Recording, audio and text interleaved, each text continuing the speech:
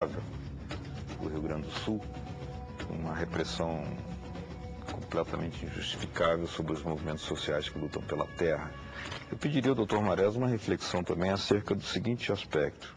O senhor já mencionava a gravidade que é o movimento ser alvo da preocupação do Ministério Público, ou seja, o Ministério Público partindo para cumprir outras funções.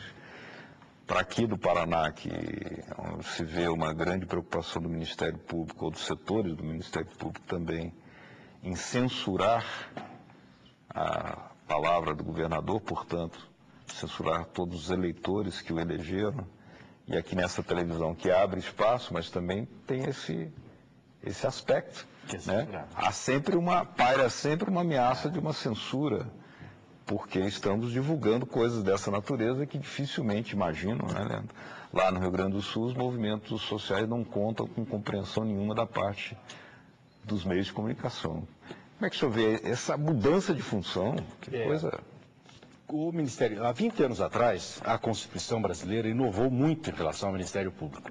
E a inovação foi no seguinte sentido: o Ministério Público passou a ser o defensor da cidadania. Ele, além de ser o legitimado para propor ações penais, etc., ele era o defensor da cidadania. Independentemente de que a cidadania queira ou não queira, ele é o defensor sem procuração. A Constituição lhe deu uma procuração para a defesa da cidadania. E o assustador dessa nova investida do Ministério Público, tanto no caso da censura aqui do Paraná, quanto no caso das ações propostas contra o MST no Rio Grande do Sul, é que ele se coloca contra a cidadania. Ele se coloca em uma posição de defesa de interesses privados, de interesses não coletivos. Quando nós dizemos defesa da cidadania, nós dizemos defesa de direitos coletivos. E quais são os direitos coletivos? Direitos coletivos são aqueles que se contrapõem aos interesses imediatamente privados. Portanto, quando o MST diz que quer a reforma agrária, ele se contrapõe à propriedade privada da terra. Evidentemente que se contrapõe. De que lado deveria estar o Ministério Público? Do lado da reforma agrária. Por quê? Porque o proprietário de terra tem advogado. O proprietário de terra não precisa de um advogado com procuração da Constituição. Ele tem um advogado com procuração própria, direta. Assim é também aqui no caso do Paraná na censura.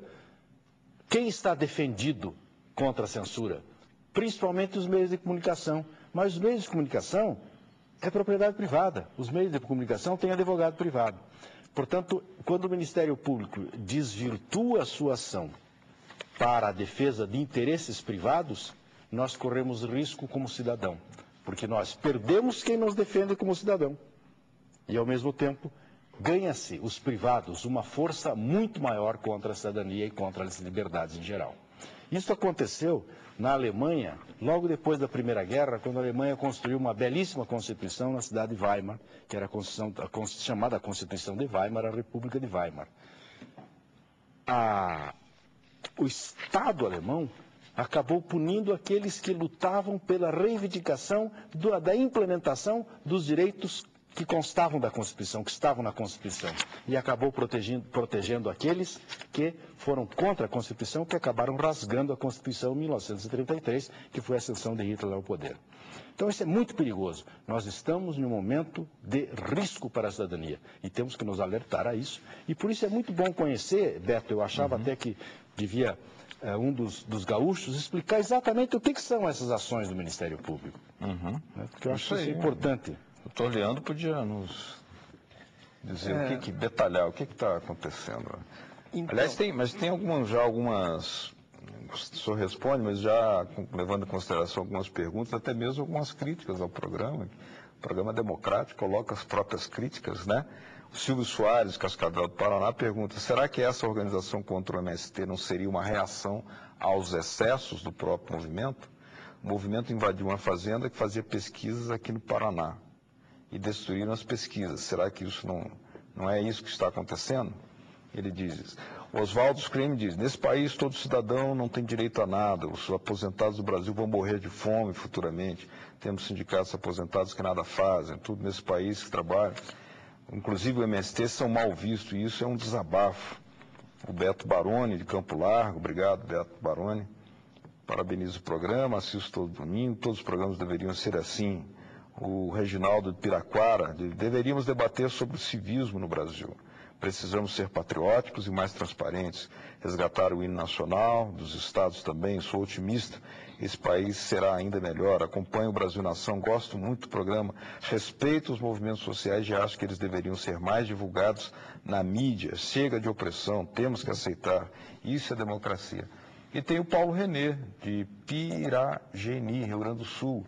Esse debate está sendo direcionado, ele não tem nada de democrático. 4 elementos criticando o que está sendo feito no Rio Grande do Sul. Pessoas que não têm terras, não foram invadidas. São exceções, elementos bons do MST. São baderneiros. O Ministério está agindo assim para manter a ordem. Aqui eles fecham estradas. O Ministério Público não está agindo contra a Constituição. E sim o MST que invade o patrimônio alheio. Estou desiludido com esse programa. Mostra só um lado do assunto, tá vendo? A gente mostra a sua opinião aqui também. Vamos lá, Leandro.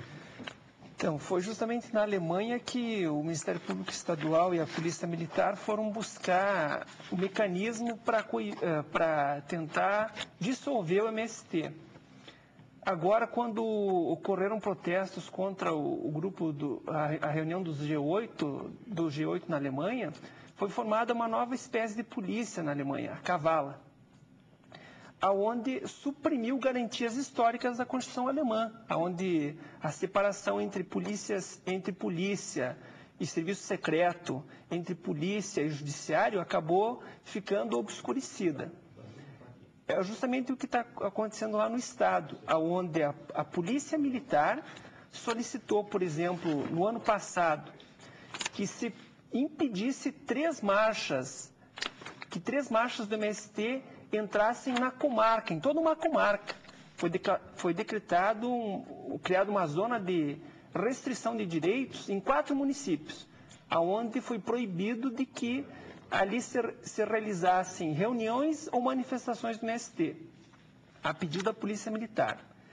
E agora, nesse ano, se entraram com 4 ações, também 4 ações civis públicas, criando outras 4 zonas especiais, ao redor de 4 fazendas lá no Estado, que o MST reivindica como áreas para se realizar a reforma agrária, e se criou, então, um cinturão ao redor de 2 quilômetros ao redor dessas fazendas, onde não se pode realizar qualquer tipo de reunião ou manifestação por parte do MST, a pedido da Polícia Militar e, mais além, a pedido da própria Farsul, dos próprios latifundiários.